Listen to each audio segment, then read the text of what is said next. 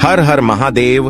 प्रिय दर्शकों, आप सभी को महाशिवरात्रि की ढेर सारी शुभकामनाएं। भगवान भोलेनाथ आपकी हर एक मनोकामना को पूरा करें, आपको मनवांछित फल की प्राप्ति हो, सभी को मनचाहा जीवन साथी मिले।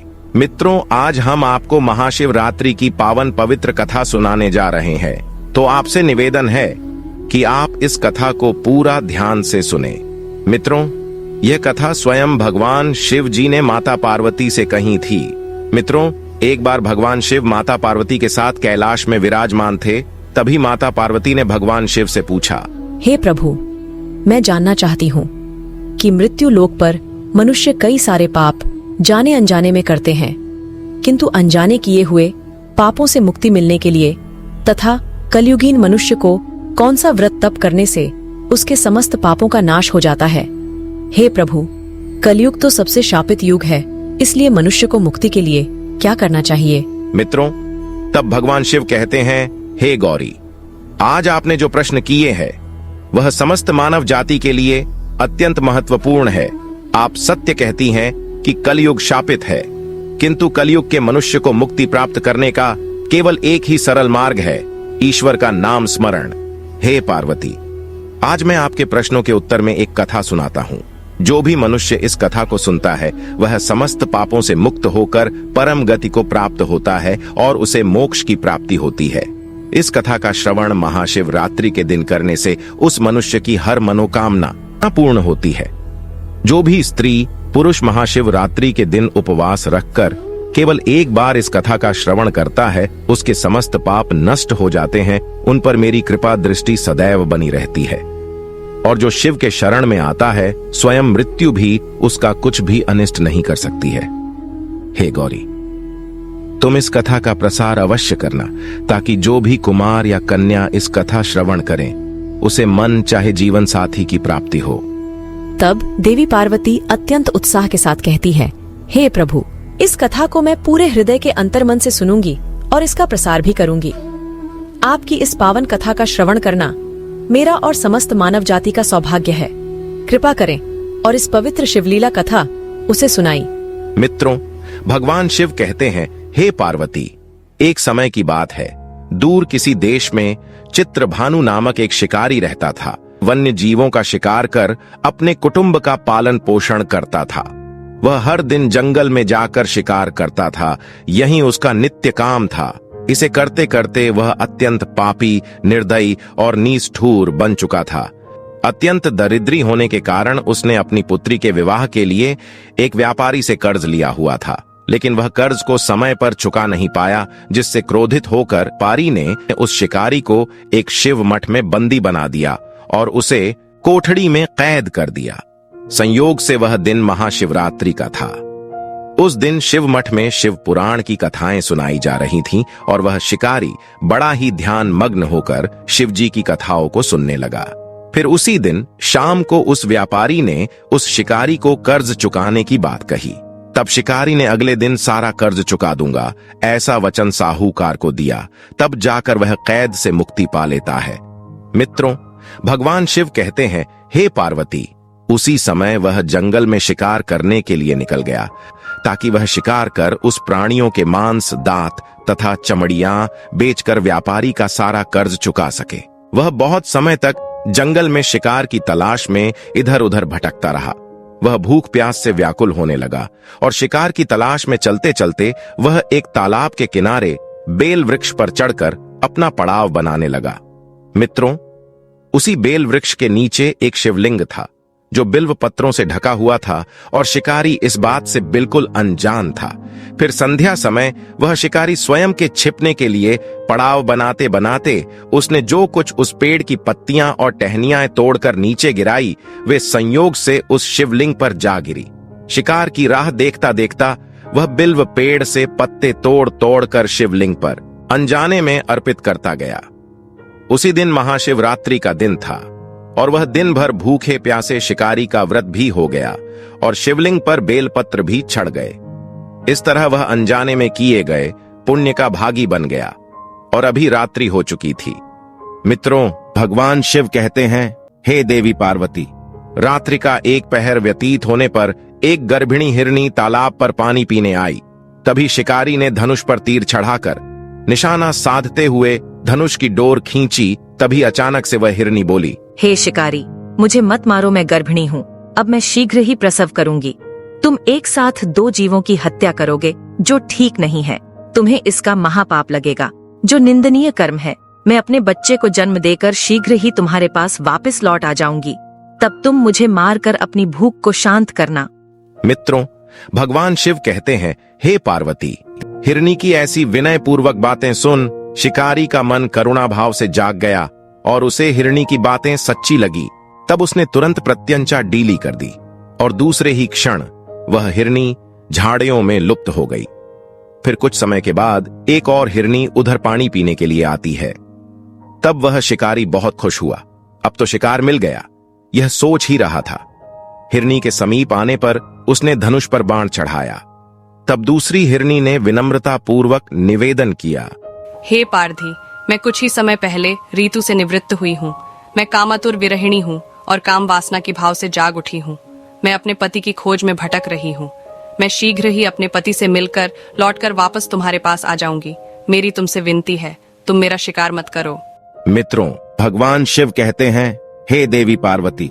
फिर उस शिकारी का मन उस हिरनी की बातों से विचलित हो गया और उसने उसे भी जाने दिया। 2 बार अपने शिकार को उसने स्वयं खो दिया था। अब उसका माथा ठनका और वह चिंता में पड़ गया कि अगर मैं शिकार नहीं करूंगा तो खुद ही भूख के कारण मर जाऊंगा। मित्रों, अब रात्रि का आखिरी पहर बीत रहा था। तभी एक हिरनी अपने 2 बच्चों के साथ उसी तालाब पर पानी पीने के लिए आती है। तभी वह शिकारी सोचता है, वाह क्या बात है, आज तो दावत होने वाली है। यह कैसा दुर्लभ सुवर्ण अवसर आया है। और फिर से उसने धनुष पर तीर चढ़ाया। वह तीर छोड़ने ही वाला था कि वह हिरनी बोली, हे शिकारी, मैं इन बच्चों को इनके पिता के हवाले कर लौट आऊंगी। कृपा करो और मुझ पर दया दिखाओ। आप इस समय मुझे मत मारो। इन्हें छोड़कर मैं स्वयं आपके पास वापस आ जाऊंगी। मैं इस संसार को साक्षी मानकर आपको वचन देती हूँ। फिर भगवान शिव कहते हैं, हे देवी पार्वती। हिरनी के ऐसे वचन सुन शिकारी खूब हंसा और बोला, सामने आए शिकार को छोड़ दूं? मैं ऐसा मूर्ख नहीं हूं। इससे पहले मैं 2 बार अपना शिकार खो चुका हूं। मेरी भी पत्नी और बच्चे भूख से तड़पकर व्याकुल हो रहे होंगे। तब उत्तर में हिरनी ने कहा, जैसे तुम्हें अपने बच्चों की ममता सता रही है, ठीक वैसे ही मुझे भी अपने बच्चों की चिंता है। इसलिए सिर्फ बच्चों के नाम पर मैं थोड़ी ही देर के लिए जीवन दान मांग रही हूँ। हे शिकारी, मेरा विश्वास करो, मैं इन्हें इनके पिता के पास छोड़कर तुरंत लौटने की प्रतिज्ञा करती हूँ। हिरनी के करुण स्वर सुनकर शिकारी को उस पर दया आ गई। उसने उस हिरनी को भी जाने दिया। शिकार के अभाव में बेल वृक्ष पर बैठा शिकारी बेल पत्र तोड़ तोड़कर नीचे फेंकता जा रहा था। अब तो रात्रि समाप्त ही होने वाली थी और सूरज निकलने ही वाला था। तभी तो एक दृष्टपुष्ट बहुत बड़ा हिरण उसी झील के पास आता है। अब शिकारी ने सोच लिया कि इसका शिकार वह अवश्य ही करेगा। मित्रों, भगवान शिव कहते हैं, हे देवी पार्वती। किंतु जब उस शिकारी की तनी प्रत्यंचा देखकर हिरण अत्यंत भावुक स्वर में बोला, हे शिकारी भाई, यदि तुमने मुझसे पहले आने वाली 3 हिरणों को तथा छोटे छोटे बच्चों को मार डाला है, तो मुझे भी मारने में विलंब न करो, ताकि उनके वियोग में मुझे एक क्षण भी दुख न सहना पड़े। मैं उन्हीं हिरनियों का पति हूं। यदि तुमने उन्हें जीवन दान दिया है तो मुझे भी कुछ क्षण जीवन दान देने की कृपा करो। मैं उनसे मिलकर तुम्हारे सामने उपस्थित हो जाऊंगा। यह मेरा वचन है। हिरण की ऐसी बात सुनते ही शिकारी के सामने पूरी रात का घटना चक्र एकदम से घूमकर सामने दिखा तथा उसने वह सारी कथा उसी हिरण को सुना दी। तब उस हिरण ने कहा, हे शिकारी, मेरी 3 पत्नियां जिस प्रकार प्रतिज्ञाबद्ध होकर तथा तुम्हें वचन देकर गई हैं, मेरी मृत्यु से अपने धर्म का पालन नहीं कर पाएंगी। अतः जैसे तुमने उन्हें विश्वास पात्र मानकर छोड़ा है, वैसे ही मुझे भी जाने दो। मैं उन सब के साथ तुम्हारे सामने शीघ्र ही उपस्थित होता हूं। मैं भी इस संसार को साक्षी मानकर वचन देती हूं। मित्रों, भगवान शिव कहते हैं, हे देवी पार्वती।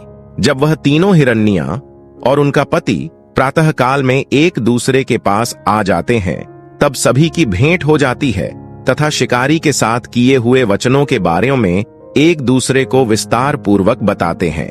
तब प्रत्येक हिरनी स्वयं को ही शिकारी के पास जाने की बात दूसरों से करती है और वह तीनों अपने परिवार को बचाने के लिए एक दूसरे को मनाने का प्रयास करती है। उनकी ऐसी भावुकता और प्रेम व्यवहार को देखते हुए नर हिरण की आंखों में आंसू आ गए और वह बोला, हे प्रिय, तुम सभी एक दूसरे के प्रति जो हट कर रही हो उसे अभी छोड़ दो। धर्म के अनुसार हम सभी ने शिकारी को वचन दिया है कि हम वापस जरूर लौट आएंगे, इसलिए हम सभी को वहां जाना चाहिए। अगर हम वहां नहीं गए तो हमें झूठ बोलने तथा धोखा देने का महापाप लगेगा। मित्रों, आगे हिरण कहता, हे प्रिय, अगर हमारी वजह से किसी प्राणी की आत्मा तृप्त होती है तो यह हमारा सौभाग्य है, और अगर ईश्वर की भी यही इच्छा है तो हमें इसका स्वीकार करना ही चाहिए। मित्रों, भगवान शिव कहते हैं, हे गौरी, अपने पति की ऐसी बातें सुनकर सारा परिवार उस शिकारी के पास प्राण देने के लिए निकल जाता है। मित्रों, भगवान शिव कहते हैं, हे देवी पार्वती, उपवास, रात्रि जागरण तथा शिवलिंग पर बेलपत्र चढ़ाने से शिकारी का हिंसक हृदय निर्मल हो गया था। उसमें भगवद शक्ति का वास हो गया था। धनुष तथा बाण उसके हाथ से सहज ही छूट गए। भगवान शिव की अनुकंपा से उसका हिंसक हृदय कारुणिक भावों से भर गया। वह अपने अतीत के कर्मों को याद करके पश्चाताप की ज्वाला में जलने लगा। मित्रों, भगवान शिव कहते हैं, हे देवी पार्वती, थोड़ी ही देर बाद वह हिरण सह परिवार के साथ शिकारी के सामने उपस्थित हो गया ताकि वह उनका शिकार कर सके। किंतु जंगली पशुओं की ऐसी सत्यता, सात्विकता एवं सामूहिक प्रेम भावना देखकर शिकारी को बड़ी ग्लानि हुई। उसकी आंखों से आंसुओं की धारा बहने लगी। उस हिरण के परिवार को न मारकर शिकारी ने अपने कठोर हृदय को जीव हिंसा से हटाकर सदा के लिए कोमल एवं दयालु बना लिया। मित्रों, भगवान शिव कहते हैं, हे देवी पार्वती, देवलोक से समस्त देवता भी इस घटना को देख रहा था। घटना की परिणति होते ही देवी देवताओं ने पुष्प वर्षा की। उसी समय स्वर्ग से एक दिव्य विमान उस जंगल में उतरता है और वे सभी शिकारी तथा हिरण का परिवार उस दिव्य विमान में देवताओं के साथ बैठकर मोक्ष को प्राप्त हो जाते हैं। मित्रों, भगवान शिव कहते हैं, हे देवी, आज मैंने महाशिवरात्रि पावन कथा सुनाई है। जो भी मनुष्य केवल निर्मल मन से मेरी आराधना करता है, चाहे फिर वह शिकारी भी क्यों ना हो, जो मेरे शरण में आता है, मैं उसे इस चराचर से मुक्ति दिलाता हूं। हे गौरी, जो भी मनुष्य इस महाशिवरात्रि के दिन इस कथा का श्रवण करता है, उपवास करता है तथा निर्मल मन से पूजा पाठ करता है, मेरी कृपा दृष्टि सदैव उसके साथ रहती है। हे देवी, जाने अनजाने में जो भी भक्त मेरी शरण में आता है, वह समस्त पापों से मुक्त होकर परम मोक्ष को प्राप्त हो जाता है। तो मित्रों, आशा करते हैं आपको यह कथा अवश्य ही पसंद आई। तो वीडियो को लाइक करें, परिवार के साथ शेयर करें और कमेंट में हर हर महादेव जरूर लिखें। साथ ही चैनल को सब्सक्राइब करें। आप सभी का धन्यवाद।